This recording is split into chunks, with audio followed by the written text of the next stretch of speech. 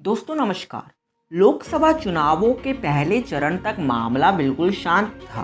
लोग भी सोच में पड़ गए कि आखिर क्यों प्रधानमंत्री मोदी इतने शांत तरीके से अपने स्वभाव के विपरीत चुनाव प्रचार कर रहे। लेकिन जैसे ही पहले चरण का चुनाव खत्म हुआ और बीजेपी को लगने लगा कि वो पीछे छूट रही, तो प्रधानमंत्री मोदी ने अपना ब्रह्मास्त्र निकाला और फिर चुनाव में हिंदू मुस्लिम की एंट्री करवा दी। प्रधानमंत्री शिक्षा, स्वास्थ्य, रोजगार जैसे बुनियादी सुविधाओं की बात ना करते हुए चुनाव में मनमोहन सिंह की 18 साल पुरानी बातों को ले आते हैं, जिस बयान की सच्चाई पहले ही कई बार देश के सामने आ गई देंगे। और पहले जब उनकी सरकार थी उन्होंने कहा था कि देश की संपत्ति पर पहला अधिकार मुसलमानों का है। इसका मतलब ये संपत्ति इकट्ठी करके किसको बांटेंगे? जिनके ज्यादा बच्चे हैं उनको बांटेंगे। घुसपैठियों को बांटेंगे। प्रधानमंत्री मोदी ने अपने भाषण में जिस भाषा का प्रयोग किया वो कहीं से भी किसी प्रधानमंत्री की भाषा तो नहीं मानी जाएगी। प्रधानमंत्री मोदी ने ये कहा कि कांग्रेस का मैनिफेस्टो कह रहा कि वो माँ बहनों के सोने का हिसाब करेंगे, उसकी जानकारी लेंगे और फिर उसे बांट देंगे, और उनको बांटेंगे जिनको मनमोहन सिंह की सरकार ने कहा था कि संपत्ति पर पहला अधिकार मुसलमानों का है। भाइयों बहनों, ये अर्बन नक्सल की सोच, मेरी माँ बहनों, ये आपका मंगलसूत्र बचने नहीं देंगे, ये यहाँ तक जाएंगे। अब दोस्तों यहाँ पर ये बात जानना बहुत ज़रूरी है कि प्रधानमंत्री मोदी की बातों में सच्चाई कितनी है।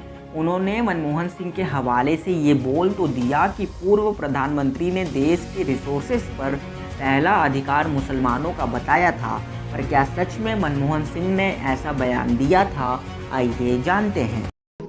Our collective priorities are clear: agriculture, irrigation and water resources, health, education, critical investment in rural infrastructure, and the essential public investment needs of general infrastructure, along with programs for the uplift of scheduled castes, scheduled tribes, other backward classes, minorities, and women and children. The component plans for scheduled castes and scheduled tribes will need to be revitalized. We will have to devise innovative plans to ensure that minorities, particularly the Muslim minority, are empowered to share equitably in the fruits of development. They must have the first claim on our. जैसा कि आपने सुना, मनमोहन सिंह ने कहा था अनुसूचित जातियों और जनजातियों को पुनर्जीवित करने की ज़रूरत है। हमें नई योजना लाकर ये सुनिश्चित करना होगा कि अल्पसंख्यकों का और खासकर मुसलमानों का भी उत्थान हो सके, विकास का फ़ायदा मिल सके। इन सभी का संसाधनों पर पहला दावा होना चाहिए। यानी कि दोस्तों यहाँ कहीं भी सिर्फ मुसलमानों की बात नहीं की गई। मनमोहन सिंह के मुताबिक SC, ST, OBC, महिलाएं और माइनॉरिटी, जिसमें कि मुस्लिम माइनॉरिटी को विकास का फ़ायदा मिल सके। लेकिन प्रधानमंत्री मोदी ने चुनावों को एक सांप्रदायिक रंग देने के लिए इसको सिर्फ मुसलमानों से जोड़ दिया। वहीं प्रधानमंत्री मोदी ने अपने भाषण में कई और झूठ बोले, जैसे कि उन्होंने कहा कि कांग्रेस का मैनिफेस्टो कह रहा कि वो माँ बहनों के सोने का हिसाब करेंगे। ये कांग्रेस का मैनिफेस्टो कह रहा है कि वो माताओं बहनों का सोने का हिसाब करेंगे, उसकी जड़ती करेंगे, जानकारी लेंगे और फिर उस संपत्ति को बांट देंगे और उनको बांटेंगे जिनको मनमोहन सिंह जी की सरकार ने कहा था कि संपत्ति पर पहला अधिकार मुसलमानों का है। भाइयों बहनों, ये अर्बन नक्सल की सोच, मेरी माताओं बहनों, ये आपका मंगलसूत्र भी बचने नहीं देंगे, यहां तक जाएंगे। उसकी जानकारी लेंगे और फिर उसे बांट देंगे, और उनको बांटेंगे जिनको मनमोहन सिंह की सरकार ने कहा था कि संपत्ति पर पहला अधिकार मुसलमानों का है। हालांकि आपको बता दें कि कांग्रेस के घोषणा पत्र में कहीं नहीं लिखा कि वो औरतों के गहनों का हिसाब करेगी। बल्कि कांग्रेस का कहना है कि वो हर गरीब महिलाओं को साल के 1 लाख यानी कि महीने के 8,500 रुपये देगी। शायद प्रधानमंत्री कांग्रेस की इसी घोषणा से डरकर ऐसे झूठे बयान देने लगे। वहीं कांग्रेस के घोषणा पत्र में नहीं लिखा कि लोगों की संपत्ति बांटी जाएगी। प्रधानमंत्री मोदी के मंगलसूत्र वाले बयान पर कांग्रेस नेता प्रियंका गांधी ने जवाब दिया और क्या बोला आपको भी सुनना चाहिए। कैसी कैसी बहकी बहकी बातें पिछले 2 दिनों में अब ये शुरू हुआ है कि कांग्रेस पार्टी चाहती है कि आपके मंगलसूत्र और आपका सोना आपसे छीन ले। 70 सालों से ये देश स्वतंत्र है, 55 सालों के लिए कांग्रेस की सरकार रही है। किसी ने आपसे सोना छीना, आपके मंगलसूत्र छीने?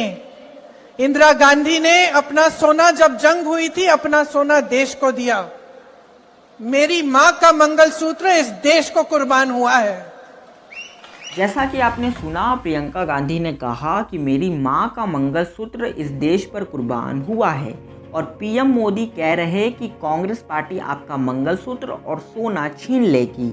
देश में 55 साल तक कांग्रेस की सरकार रही है, किसी ने आपसे आपका सोना और मंगलसूत्र छीना क्या?